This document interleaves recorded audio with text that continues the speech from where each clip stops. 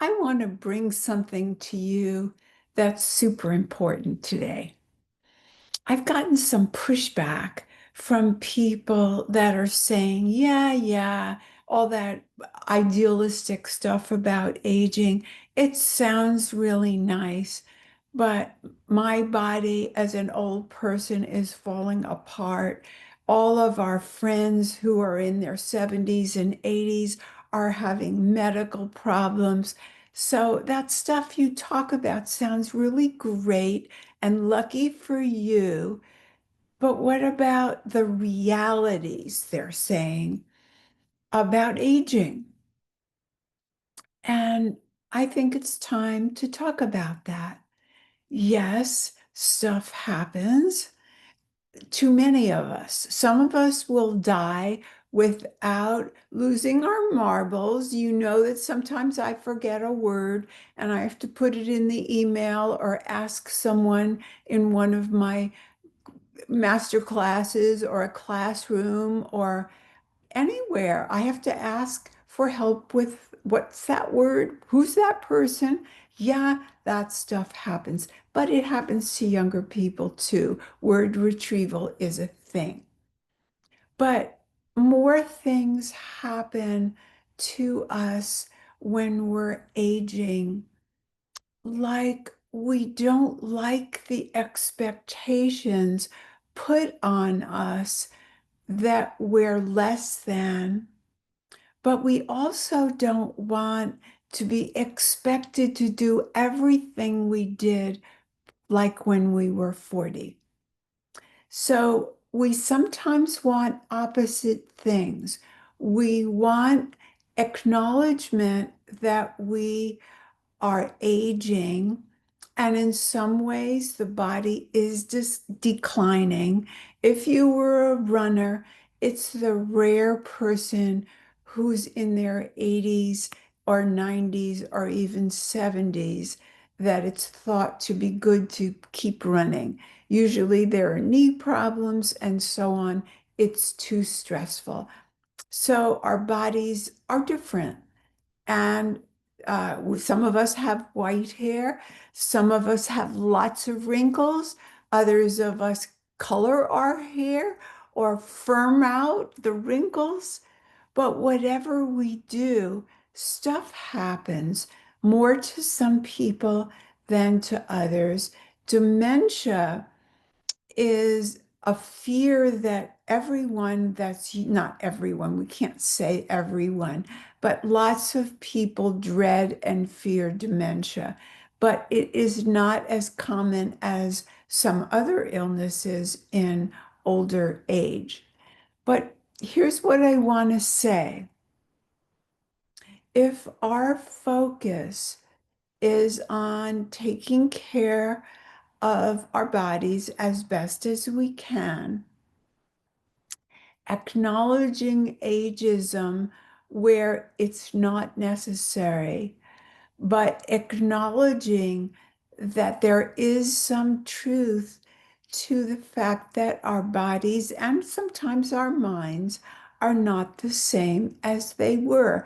Certainly, our memories for recent things, recent introductions, recent names, for most people, are not as steady as the old memories or as they were when we were our 40s.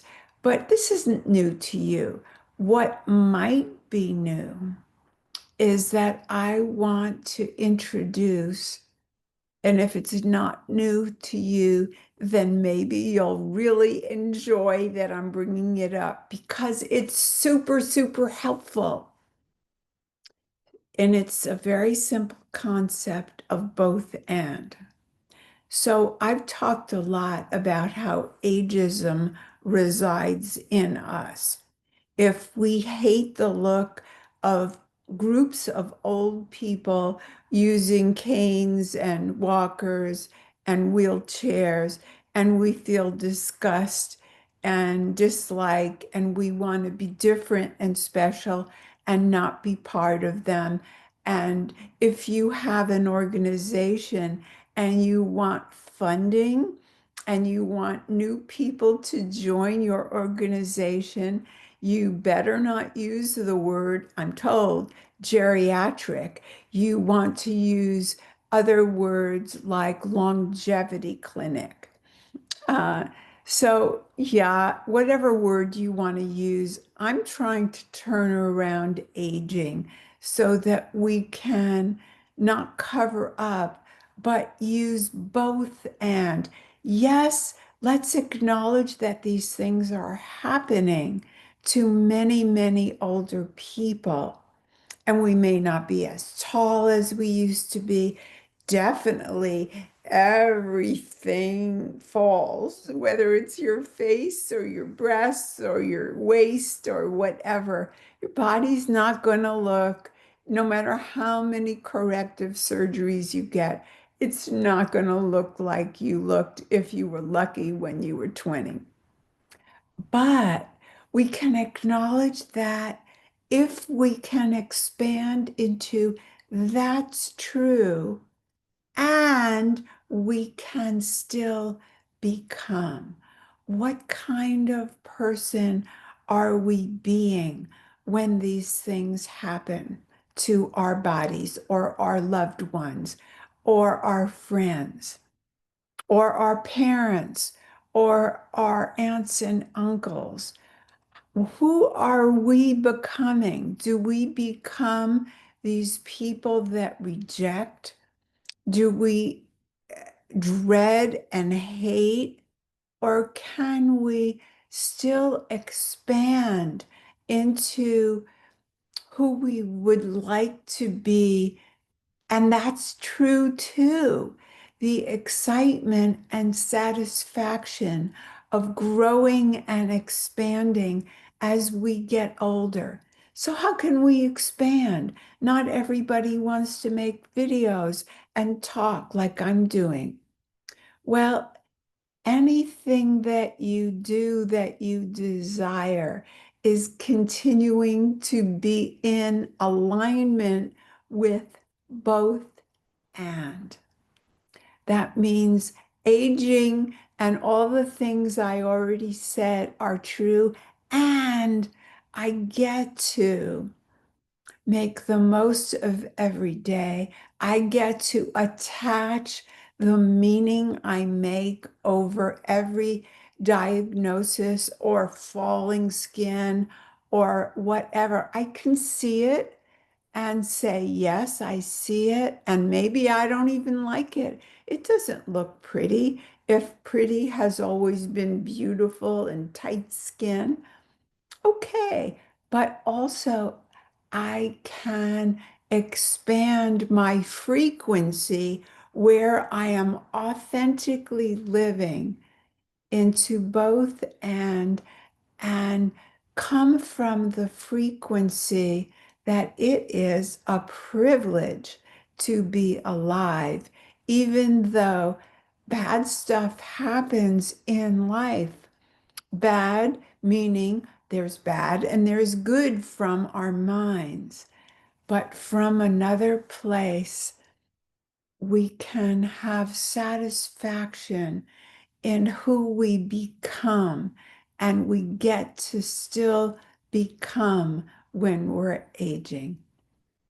And are you willing to take on both and how much attention are you paying to becoming versus spending your time on ageism or the diagnosis? You do what you can. If you have high blood sugar, you eat what you're supposed to eat or you don't.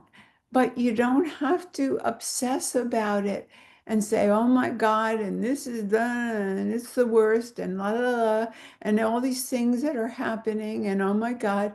Yeah, you can, but both and means yes, and I'm still alive, and I get this day. I get this day. And how can I connect if that's what brings you pleasure? Is it snowing? How can I appreciate the snow? Is the sun shining? And is it warm? Can I feel that warmth? Can I take a walk if my limbs still work? You know what I'm saying? And it's not like a gratitude list, which can come from here. It's like my heart left the logic of my mind that says you can't feel satisfaction and contentment if icky things are happening. It's both and. Will you try it, please, and let me know how it works? Bye for now.